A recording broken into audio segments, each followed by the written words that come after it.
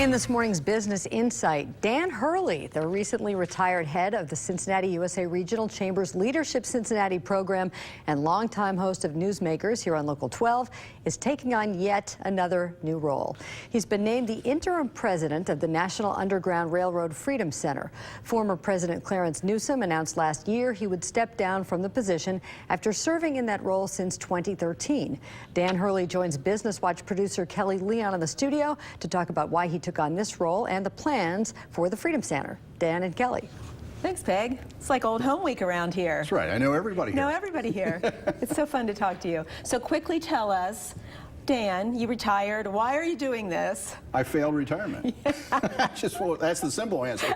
No, I'm doing it because I've had a long history. I was the original project manager for the National Underground Railroad Freedom Center before it was that. And it was just an idea on the table. For the first 2.5 years, I ran it out of my business as we got things organized.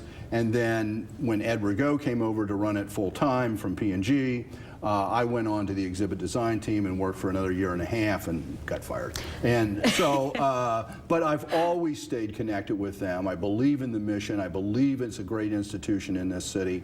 And they have this interim, and they came and said, would you be interested? And it was a no-brainer. So what do you want to do in the interim? What's your #1 goal? I just want to make sure that we are in the best possible shape for when the new president comes, whenever that is. I don't know if that's going to be 3 months, 6 months, I don't know what it is.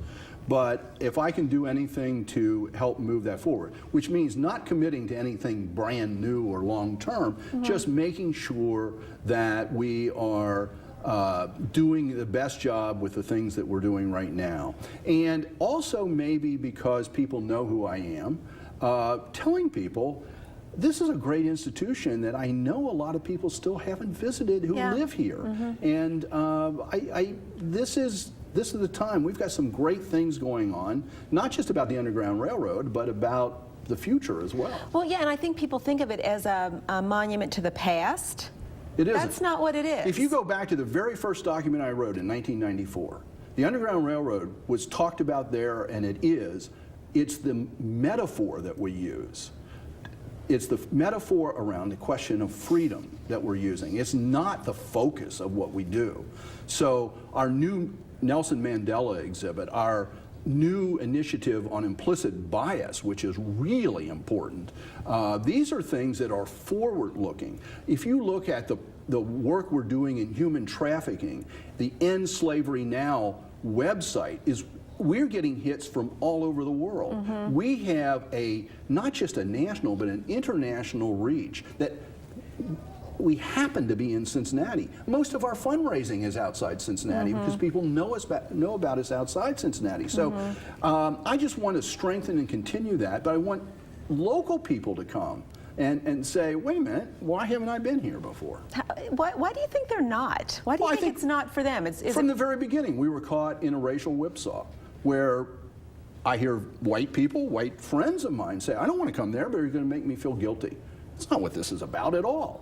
And on the other hand, I hear African-American friends say, oh, well, there's too much support from the white community and maybe the story got whitewashed.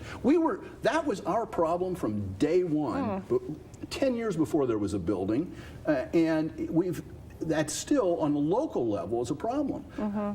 In the last 3 weeks since I've been there, talking to people who have come from Atlanta and Chicago and Baltimore that I just run into them in the lobby and talk to them. They know about it and they come and find us because they find it fascinating. And somehow locally, you know, race is a difficult issue to talk about. We all say we want to talk about it, right?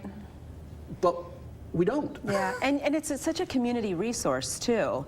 I mean, that people could be using to talk about these issues of modern day slavery that... The modern day slavery exhibit talked to the Senate, and this is an issue of national and international importance, and we need to be working on this, and the Freedom Center right here in Cincinnati is leading a lot of this effort. All right, you heard him. Dan Hurley says go visit the Freedom Center. That's the message we need to take away. And have him call up to my office when you get there.